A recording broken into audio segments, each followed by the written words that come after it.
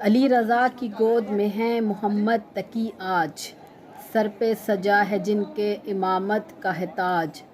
دونوں کو ساتھ دیکھ کر کہنے لگے ملائکہ، دونوں کو ساتھ دیکھ کر کہنے لگے ملائکہ، دیکھ رہے ہیں فرشتوں آج پھر معراج۔ بسم اللہ الرحمن الرحیم۔ السلام علیکم ورحمۃ اللہ وبرکاتہ۔ مکین مدینہ و نجف کے ویورز، انشاءاللہ آپ سب خیریت سے ہوں گے۔ ہم بھی آپ سب کی دعاؤں سے بالکل ٹھیک ٹھاک ہیں، مزے میں ہیں، اور ماشاءاللہ سے مولا کی بارگاہ میں ایک بار پھر سے آپ کے ساتھ آپ کی خدمت میں حاضر ہیں۔ آج کا دن جو ہے وہ شب 10 رجب المرجب ہے، اور آج ہم موجود ہیں مولا کے پاس۔ آج کی شب بھی مولا کے پوتے، مولا کے بیٹے امام محمد تقی کی آج شب ولادت ہے، اور کل کا جو دن تھا وہ شہزادہ علی اصغر کی ولادت کا دن تھا۔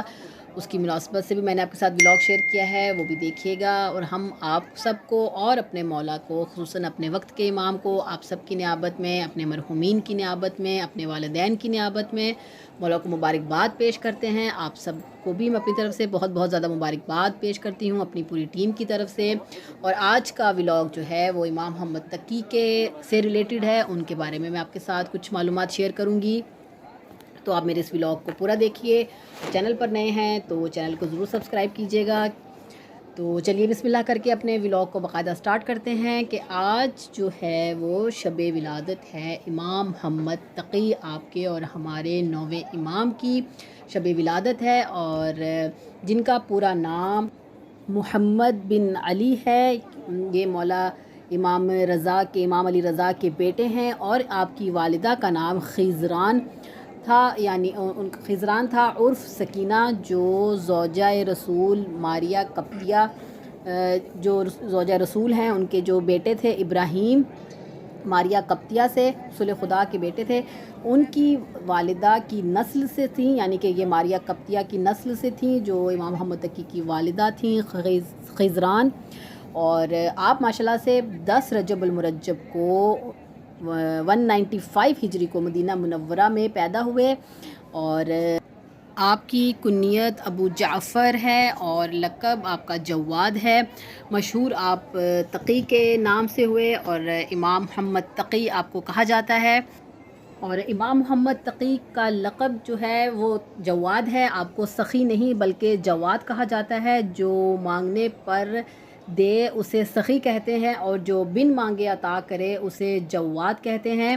تو مولا کا یہ لقب جواد ہے، آپ کا لقب سخی نہیں ہے، لہٰذا اللہ تعالیٰ کو سخی نہیں بلکہ جواد کریم کہا جاتا ہے۔ اور امام محمد تقی جواد جو ہیں وہ خدا کی اس صفت جود کا مظہر ہیں، مظہر کامل ہیں، اور مولا بھی جو ہے وہ بن مانگے عطا کرتے ہیں۔ مولا سے رزق کے حوالے سے بہت زیادہ دعائیں کی جاتی ہیں۔ مولا رزق جو ہے وہ اسپیشلی رزق کے حوالے سے مولا کے سے بہت زیادہ توسل کیا جاتا ہے، اور آپ کے ساتھ میں پکچرز بھی شیئر کرتی ہوں مولا امام محمد تقی کے شہر کاظمین سے۔ وہاں پر بھی ماشاءاللہ سے تیاریاں شروع ہو چکی ہیں، بلکہ تیاریاں کمپلیٹ ہو چکی ہیں، بینرز لگا دیے گئے ہیں، وہ آپ کے ساتھ میں شیئر کر رہی ہوں۔ یہ دیکھیے پکچرز، یہ مولا کے حرم کی ہیں۔ یہ یہاں پر مولا کے دیکھیے زری کو کس قدر خوبصورت پھولوں کے ساتھ سجا دیا گیا ہے۔ یہ کاظمین کے مناظر ہیں۔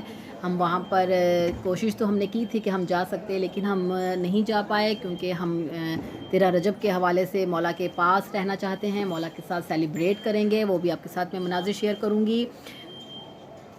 ہم ان کے دادا کے پاس کھڑے ہو کر مولا امام محمد تقی کو اسپیشلی ان کی سالگرہ کے دن ان کو بھی مبارکباد پیش کرتے ہیں، اور آپ کے ساتھ کچھ ان کے اقوال بھی، ان کے فرمان بھی آپ کے ساتھ شیئر کروں گی۔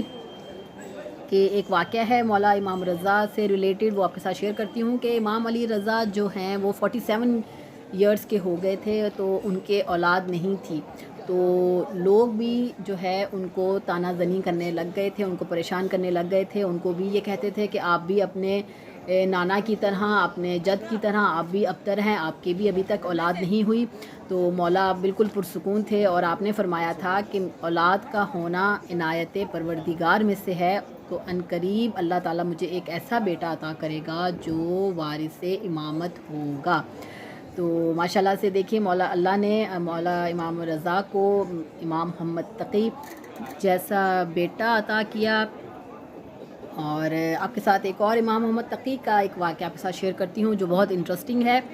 तो एक दफ़ा ऐसा हुआ था कि बगदाद में जो उस वक़्त का हुक्मरान था मामून रशीद, वो अपने शिकार पर निकला अपनी पूरे लाओ लश्कर के साथ। तो इमाम मोहम्मद तकी की उम्र उस वक़्त कुछ बरस थी, यानी कहते हैं कि 6 या 9 इयर्स के थे मौला मोहम्मद तकी, यानी छोटे बच्चे थे। तो सब बच्चे मिलकर खेल रहे थे। तो जैसे ही मामून रशीद और उसकी सवारियां और उसका वो लाओ लश्कर आया तो सारे बच्चे देखकर डर के भाग गए, इधर उधर हो गए। तो इमाम मोहम्मद तकी वहाँ पर खड़े रहे और वो वहाँ से ना गए। तो जैसे ही इमाम मामून रशीद आया, उसने देखा कि एक बच्चा जो है वो वहीं पर खड़ा है, हत्ता कि बाकी सारे बच्चे तो यहाँ से चले गए हैं। तो अपनी सवारी से उतरा और उसने उस बच्चे को बुलाया और कहा कि तुम क्यों नहीं भागे। तो उन्होंने बेसाख्ता बिला तातुल और तुर्की जवाब दिया कि मेरे खड़े रहने से रास्ता तंग ना नहीं था, जो हट जाने से वसी हो जाता, और मैंने कोई जुर्म भी नहीं किया था कि जो डरता वो डर के भाग जाता। नीज़ ये तो मेरा हुस्न ज़न है कि तुम बेगुनाह को ज़रर नहीं पहुंचाते, यानी कि तुम बेगुनाह लोगों को तंग नहीं करते। ये मेरा हुस्न ज़न है तुम्हारे बारे में। तो मामून को हज़रत का ये जो अंदाज़ बयान था, ये बोलने का तरीका, बात करने का तरीका उसको बहुत पसंद आया, वो बहुत इम्प्रेस हुआ। इसके बाद वो वहाँ से आगे चला गया, अपने शिकार पर चला गया जहाँ वो जा रहा था।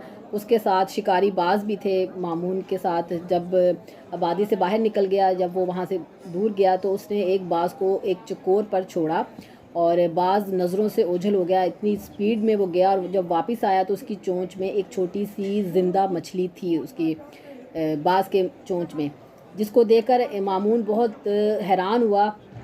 थोड़ी देर में जब वो दोबारा उसी जगह से गुज़रा तो इमाम मोहम्मद तकी को दूसरे लड़कों के साथ, दूसरे बच्चों के साथ वहीं पर खड़ा देखा। तो जहाँ पर वो पहले खड़े हुए थे, लड़के मामून की सवारी को देखकर फिर इधर उधर भागे, लेकिन इमाम मोहम्मद तकी बदस्तूर वहीं पर खड़े रहे, वो वहाँ से नहीं भागे। तो जब मामून उनके करीब आया तो उसने मुट्ठी बंद करके कहने लगा कि ए बच्चे, ये तो बताओ कि मेरे हाथ में इस वक्त क्या है।